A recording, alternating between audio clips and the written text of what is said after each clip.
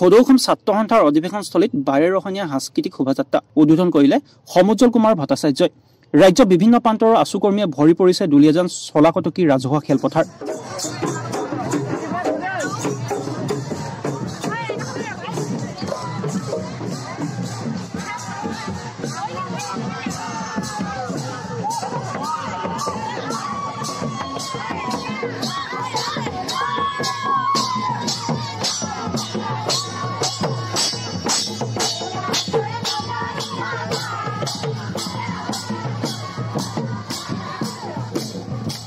দুলীয়াজান চলাকটকী খেলপথাৰৰ পৰা আৰম্ভ হ'ল সপ্তদশ সদৌ অসম ছাত্ৰ সন্থাৰ সমন্বয়ক সাংস্কৃতিক শোভাযাত্ৰা।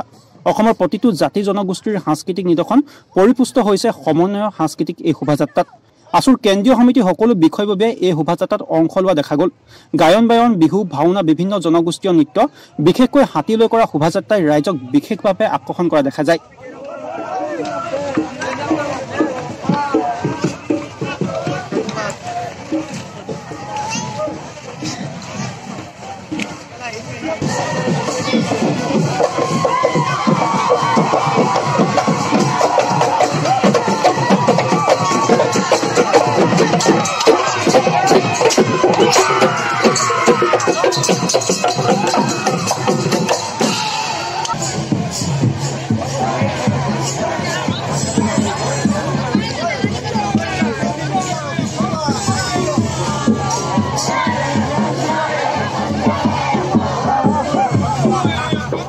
অসমৰ বিভিন্ন জিলা আছু প্ৰতিনিধিসকলে পৃথকে পৃথকে বিভিন্ন ধৰণৰ সাংস্কৃতিক অনুষ্ঠান শোভাযাত্ৰাত প্ৰদৰ্শন কৰি সদৌ অসম ছাত্ৰ সন্থাৰ দুলীয়াজান অধিৱেশন অধিক সাফল্যমণ্ডিত কৰি তুলিছে।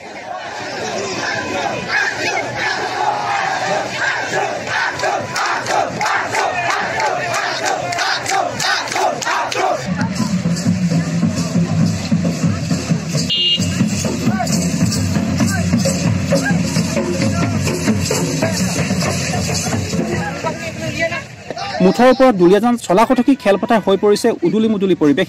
আছু কৰ্মীসকলৰ মাজত দেখিবলৈ পোৱা গৈছে ব্যাপক উৎসাহ উদ্দীপনা। News desk report RVTV।